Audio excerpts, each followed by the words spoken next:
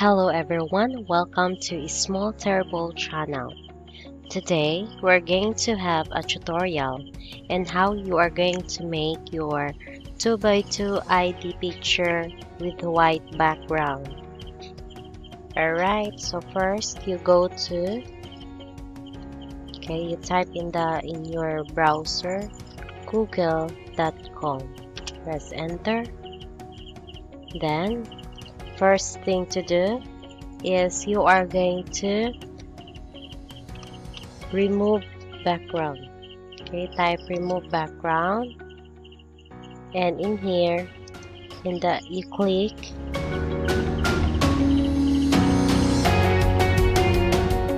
and just upload the image, your selfie. Alright, so alam natin ang panahon ngayon, hindi na tayo basta-basta makapunta sa Photoshop, right? Sa place kung saan pwede tayo magpagawa ng ID picture. So, why not gawa ka na lang ng sarili mo ID picture. So, mag-selfie ka lang. Just like nito. Okay, open. Just upload it. So, una mong gawin, i-remove lang ang background. Okay, pagkatapos ma-remove ang background, just download it. Alright. Just download it. Pagkatapos ma-download, punta ulit tayo sa google.com. Gawa lang tayo ng ibang tab. At pagkatapos ay i-type itong 2x2 ID picture size. 2x2 ID picture maker. Alright, and i-click ito. Again, 2x2 ID picture maker at i-click itong nasa pinakauna. Okay, at pagkatapos niyan,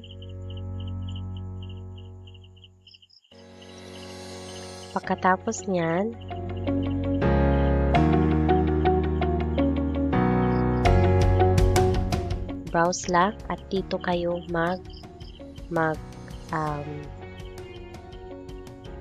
mag-select ng iyong image. Ang i-select niyong image ay yung na-remove na yung background ninyo. Okay? So, select your image. So, ito nang na-remove na nating background. Ang i-click at i-open. Pagkatapos, i-yes lang ito. Just click it to have the yes. Then, send this photo. Just wait. Then, you click validate. But before you click validate, i-adjust niyo muna ito.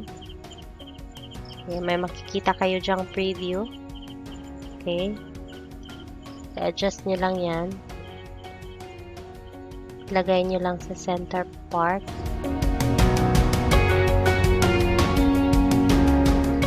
Okay, kayo nang bahalang magtansya. Pagkatapos, kung okay na sa inyo, click validate.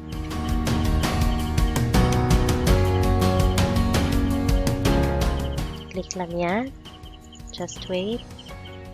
And charan, we have our 2x2 ID picture now.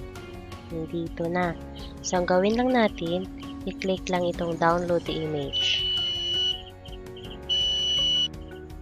Okay, pagkatapos ma-download ng image, click nyo lang, open. Marami yan, di ba? So, ang gawin nyo lang ay i-cut nyo lang. Para kung isa lang yung kinakailangan ninyo, marami pa kayo natitira. Alright, so crop lang tayo. Okay, at ang gawin ay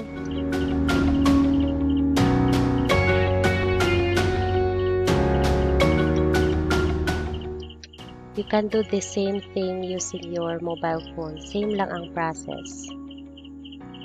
Okay. I-cut nyo lang yan. So, imagine nyo lang na gumagamit kayo ng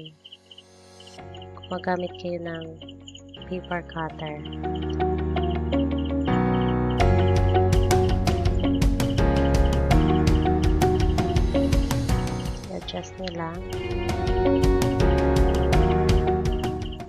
balance yung kabila.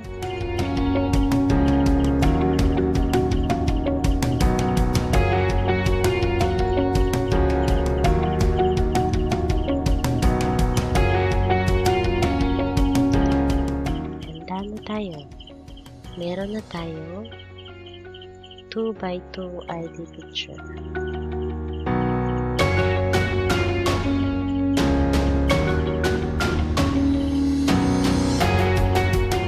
Just wait.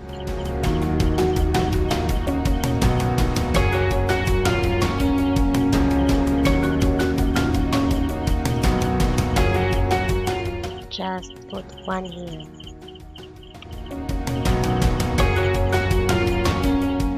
Okay, so meron na tayong 2x2 ID picture.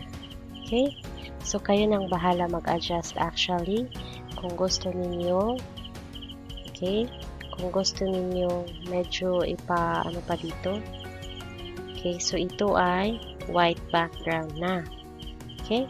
So ang dali lang, di ba? So ngayong may mga not just ngayon but sa mga times na nagmamadali tayo, like gabi na at hindi na makapunta doon sa shop, so gawin nyo lang yan sa bahay. Alright, so napakadali lang. Okay, so thank you so much at sana may natutunan na naman po kayo ngayong gabi. Thank you.